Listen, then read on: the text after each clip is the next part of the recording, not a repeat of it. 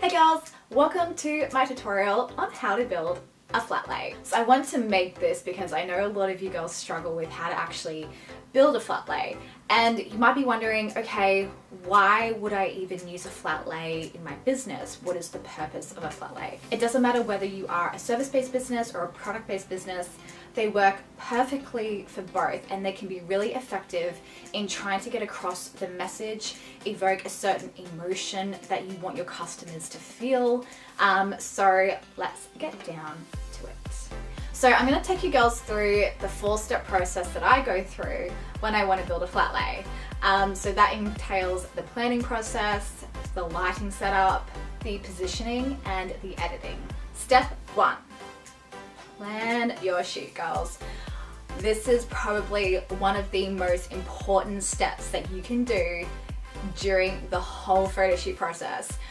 I've seen it in my clients, I've seen it in myself. When I don't plan and I come to the actual photo shoot day, I am super stressed, I'm in a rush to get it done, and I have no idea what I'm doing. So what I would highly recommend, I wouldn't even suggest doing this the day of the shoot. I would do it the day before or even a couple of days. So I actually have a notebook where I write down all of my photography ideas. There's quite a lot at the moment already. So I will literally write out how many photos I need to take, what kind of props I want to include in the photos, and actually even describe what I'm seeing in my head and put it down on paper.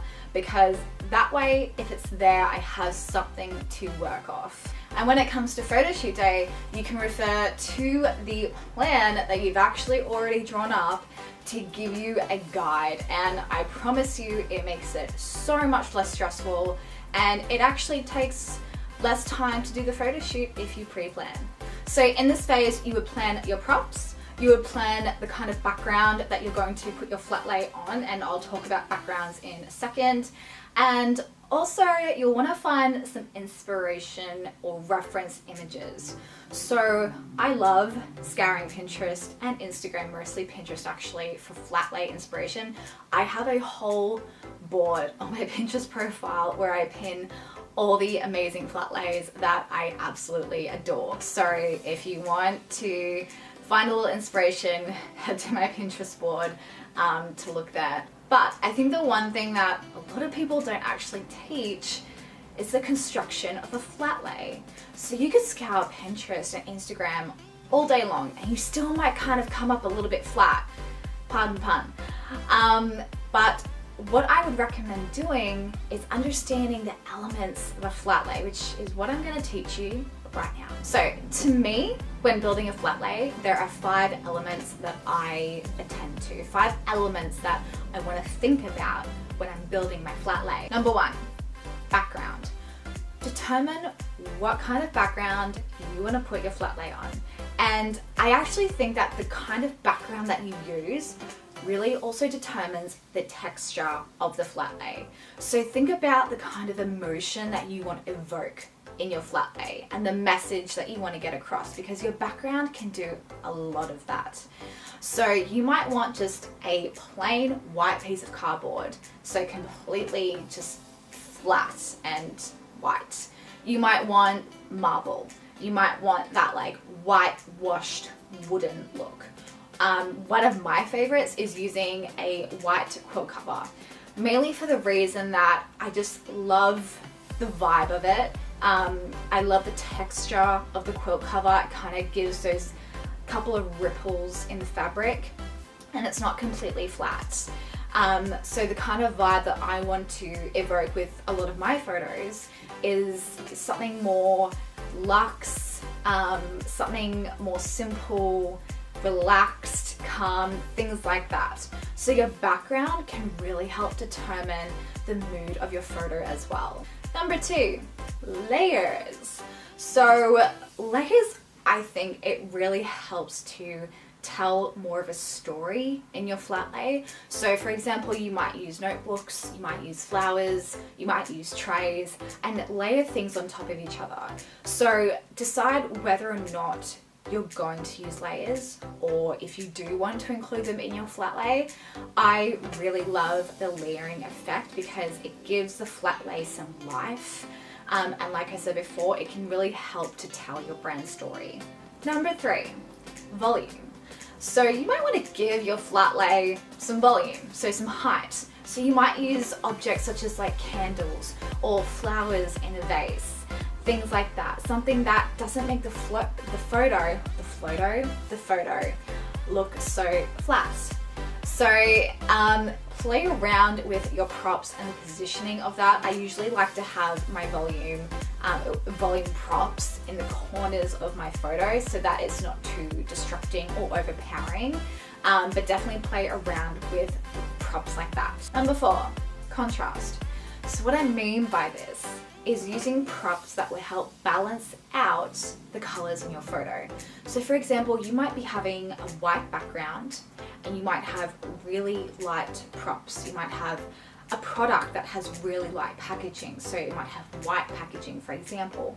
And if you put white on a white background, it can kind of wash out the product. So what you want to do is really help to balance out the colors by using contrasting props. So that means using maybe more neutral props, darker props, maybe blacks, browns, grays, things like that. Now, on the other spectrum, if you're using darker colors or you're using a black background, you might want to use lighter props to help contrast that. So really think about the balance of colors in your photo, and contrasting can really help to grab your customer's attention and draw their eye to the photo. Last but not least, number 5, and that is position. The position of your props. This can take a little bit to get a handle of, but really think about the kind of look that you want to go for. Whether that is something more minimal or if it's something more busy. So really determine this in your planning stage. So if you want something that's a little more busy, for example, you might have a lot more props to plan because you want things happening in every aspect of the photo. Whereas if you're wanting a more minimal vibe, you might only have to plan about 2 to 3 props, something that doesn't take as long to do either. And the other thing as well is you want to look at the frame of your photo. So what I mean by that is using props to frame your flat lay. So what I really like doing is putting props coming out of the corners of the photo because it provides a frame for my image, and it just helps to add a little bit more depth, a little bit more life into the flat lay as well. So those are the 5 elements that I believe make up a really great flat lay, and you really want to address all of those elements in the planning stage. So what I've actually done is I have made up a little bit of a checklist for you. You can click the link in the description below to grab that so you can print it out. Always have it handy when you're planning to remind you to plan for these elements. All right, we are moving on to step 2, which is lighting. And oh my God, did I struggle with this when I started my business. I think I scoured YouTube for hours trying to find out how people created those bright and white flat lays, and I couldn't find a thing. So I actually bought studio softbox lights at the beginning, thinking that I'm gonna be able to shoot at night, this is gonna fix all my issues, this is how people do the flat lays. And I bought them. And then I started shooting at night. I had one box here, one box here, one box coming overhead. So 3 lights, and it just looked horrible. Firstly, I hate artificial lighting. I really hate shooting with it unless I'm doing website shots, product shots for a website. Natural light is always going to, I think, really make your photo pop. So if you are looking at those artificial lights, I would probably save yourself some money and invest in props instead, something like that. But essentially what happened is I didn't get even lighting on my flat lay. It came up all patchy and gross when I went to edit the photos, and it just didn't work out.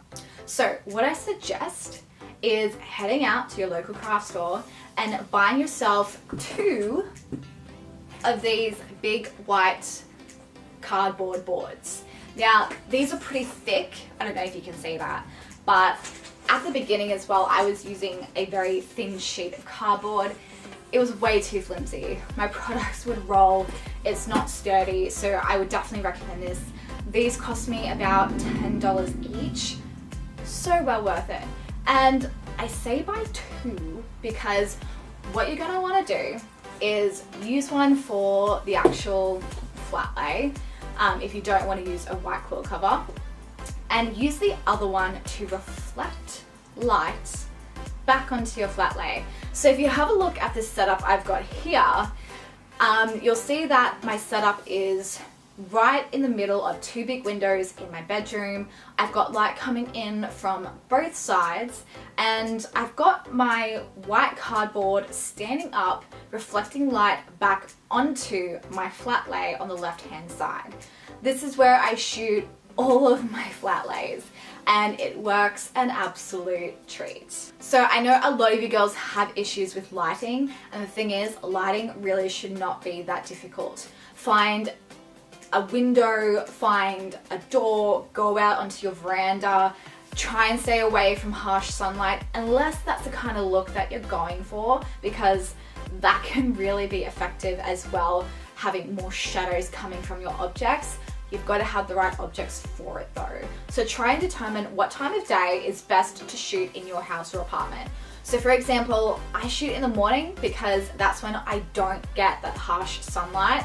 I get a very nice, even lighting onto all of my photos, which I love. But having said that, I will play around in the afternoon sometimes and shoot with a more harsher sunlight coming onto my flat lay. Step number 3. This is the composition of your flat lay. So this is when it comes to putting the props down, arranging the props so that it tells a story, and you create a really, really gorgeous and pretty flat lay. So girls, I'm going to show you right now how I'm going to style these flat lays. Now for the purpose of this video, I am actually going to be using my phone to take the photos, and then I will show you how to edit them on the phone afterwards. But for the purpose of my client, I will also be taking them on my DSLR camera. Okay, so I've got my white quilt cover down, and as you can see, what I was talking about before with the textures is you've got these like ripples coming up in the quilt cover, which I really love. Now I'm going to place my product down first, and I want to think about my layers.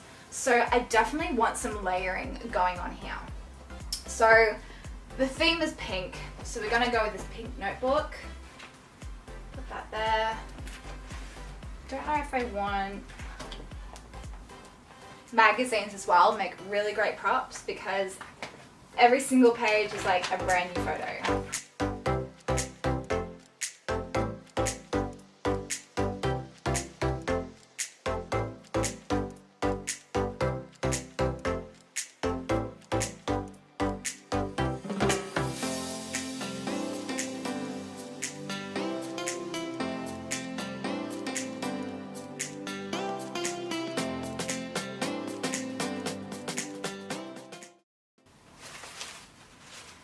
It's still looking a little bit not how I want it, so I need something else like in the fillers. So I'm actually going to use some rings. I'm going to take the shot.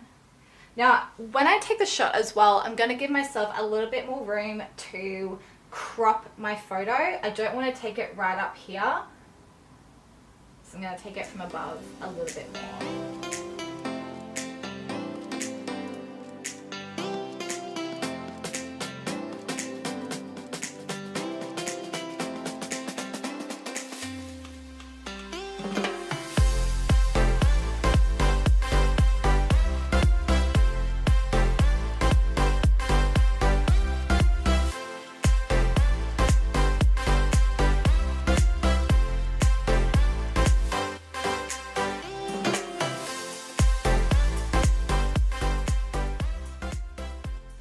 Okay, so if you're a service-based business, this is something that you can do when building your own flat lays. So let's say that you use a notebook for your planning, you're, you know, kind of pen and paper girl.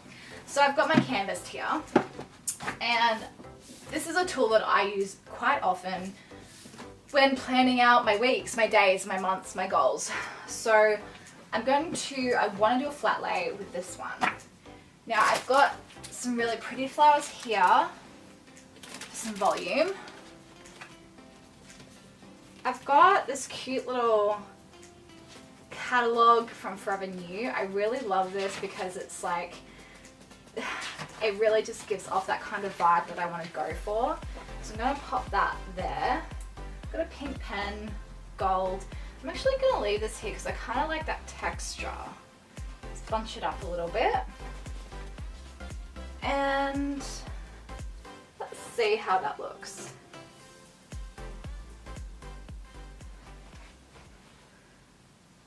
On mobile and I'm editing the photo, I like to play with my light first, just upping that exposure a little. I like to take my highlights right down, just because it gets a little bit too bright. Shadows up just a little bit, and I'm going to take down my blacks a little bit as well. So into color, just going to warm that up a little bit as well. It's looking a little bit too blue, a little bit too cool. And I'm just going to play with my color sliders here. So I've just turned down the green a little bit, turning that blue right down, just to take it out of the photo. And just playing around the luminance and my green, making that a little bit lighter. So really you just want to test out all these sliders just to see what looks good to your eye. I'm going to pop up that clarity a little bit. So the photo still isn't really looking the way that I want it to, so I've just got to adjust this color a little bit more. So I'm just going to go back into my color sliders and have a bit more of a play around with them. As you can see, some of the colors really drastically change the photo. So at the end of the day, we really want that nice white look. So what I'm doing is I'm going to spot edit this just a little bit. I've got to select that inverse.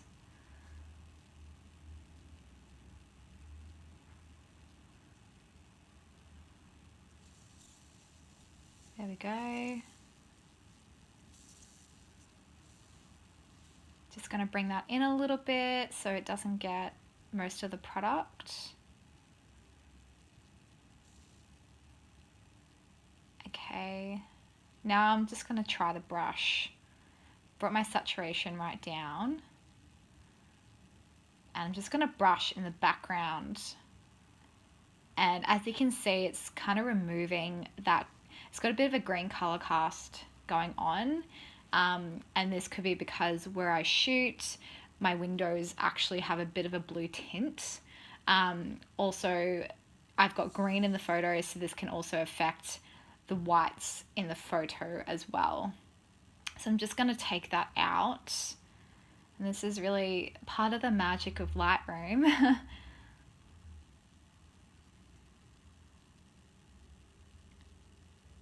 So I think that's looking a lot better. It's just taking out that green, like the photo just wasn't sitting well with me. Okay, so now I'm in Snapseed, and this is a free app if you wanted to use this. And I'm just going to show you how I use Snapseed to edit this photo. So I'm turning up my brightness just a little bit. Gonna play around with my contrast, my saturation. My saturation's fine. Really, again, like play around with your sliders to see what you think looks best. I'm gonna bring down my highlights. I usually actually bring down highlights in a lot of my photos now. I really don't like to over highlight them. I'm just gonna make it a little bit warmer and a little bit brighter.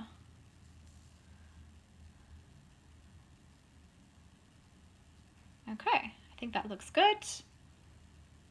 All right, so I want to play around with the details, just sharpen that up a little bit. All right, now to the curves. So here I am playing with the tone curve, and as you can see, depending on what point in the curve you hit, you're going to manipulate different parts of the photos. So this is my shadows at the moment I'm manipulating. So you basically got your shadows, your midtones, and your highlights. And if you can really understand how to use those curves, it's going to help you really transform your photo. I'm going to crop that, get out that white bit at the bottom.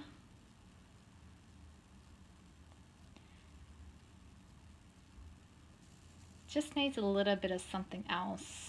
Okay, so I'm back in Lightroom now, and I use this because I really prefer Lightroom when it comes to manipulating color. I just think it's so much easier. The photo was looking a little bit too cool, so I want to bring that, bring a bit more warmth into this photo. I'm just going to desaturate that a little bit and pop up the vibrance. And I think that's looking a lot better. Might just take out a little bit of yellow.